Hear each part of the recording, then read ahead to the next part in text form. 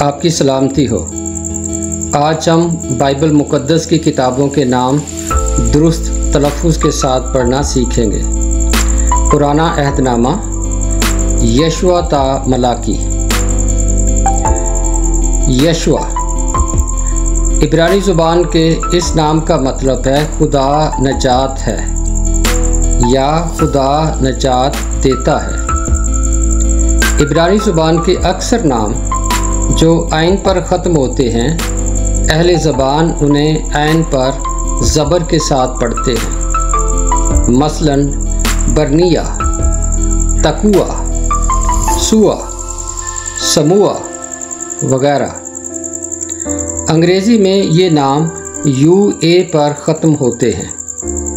इस किताब में ये बयान है कि बनी इसराइल हज़रत मूसा के जानशीन हज़रत यशुआ की क़ियादत में किस तरह मुल्क कनान को फ़तह करके उसमें सुकूनत पज़ीर हुए। कुज़ात अरबी ज़ुबान का लफ्ज़ है और ये काजी की जमा है। ये किताब बनी इसराइल के मुल्क कनान को फ़तह करने से लेकर बादशाहत के क़ियाम तक के दरमियानी अरसे का इहाता करती है। अगली किताब है रूत इब्रानी ज़ुबान का लफ्ज़ है और इसका मतलब है दोस्ती। अगली किताबें हैं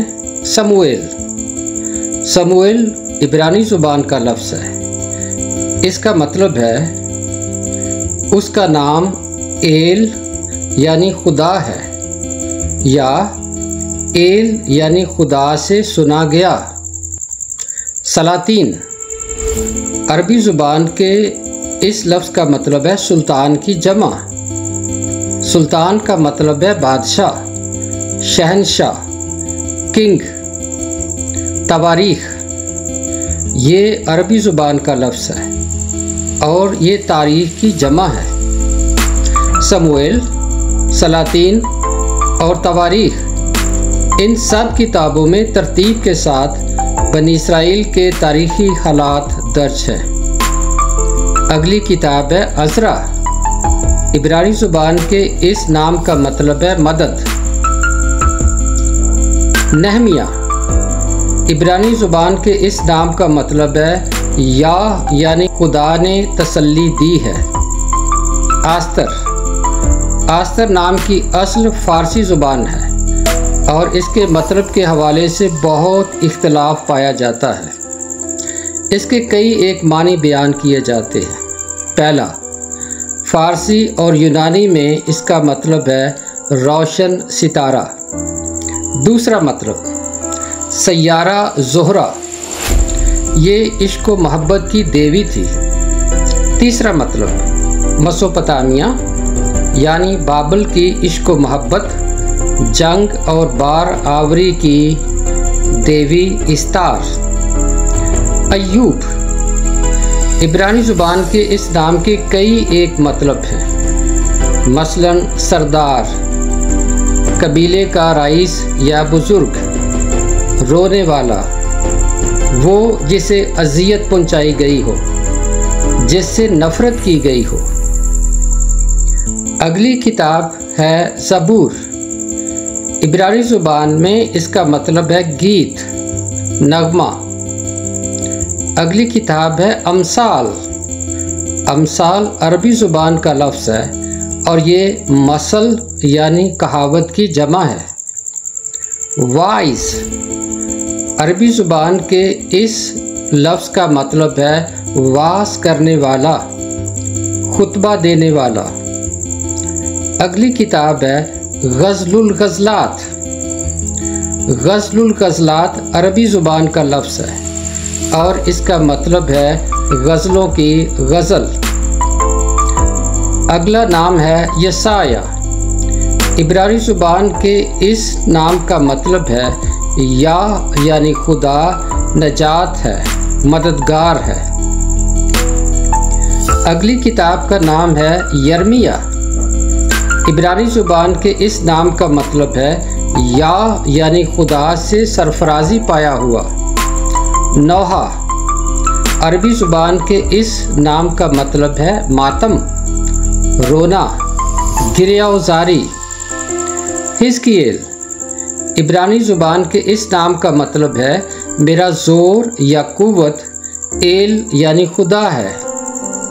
दानिएल इब्रानी ज़ुबान के इस नाम का मतलब है मेरा मुनसिफ एल यानी खुदा है। होसिया या हुसिया इब्रानी ज़ुबान के इस नाम का मतलब है यहोवा यानी खुदा नजात देता है। अगली किताब है योएल। योएल इब्रानी ज़ुबान का लफ्ज़ है और इसका मतलब है या यानी एल खुदा है। आमूस इब्रानी ज़ुबान के इस नाम का मतलब है बोझ उठाने वाला। अब्दिया इब्रानी ज़ुबान के इस नाम का मतलब है या यानी खुदा का बंदा। यूना इब्रानी ज़ुबान के इस नाम का मतलब है कबूतरी। मीका ये इब्रानी ज़ुबान का लफ्ज़ है और मिकाया या मिकाइल का मुखफ़्फ़ है। इसका मतलब है या यानी खुदा की मानिंद कौन है। अगली किताब है नाहूम। इब्रानी ज़ुबान में इसका मतलब है तसल्ली देने वाला, रहमदिल, हमदर्द।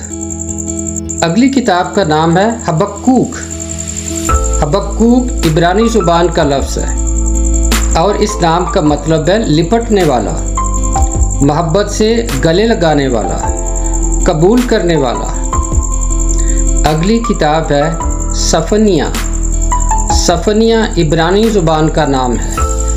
इसका मतलब है या यानी खुदा पनाह देता, डांपता, अजीज़ रखता, कद्र करता है।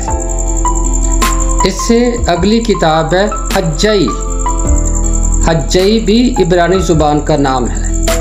इसका मतलब है खुशी से भरपूर, शादमान। ज़करिया इब्रानी ज़ुबान के इस नाम का मतलब है या यानी खुदा ने याद रखा है। आखिरी किताब का नाम है मलाकी। इब्रानी ज़ुबान के इस नाम का मतलब है मेरा यानी खुदा का कासिद, पैगंबर, रसूल।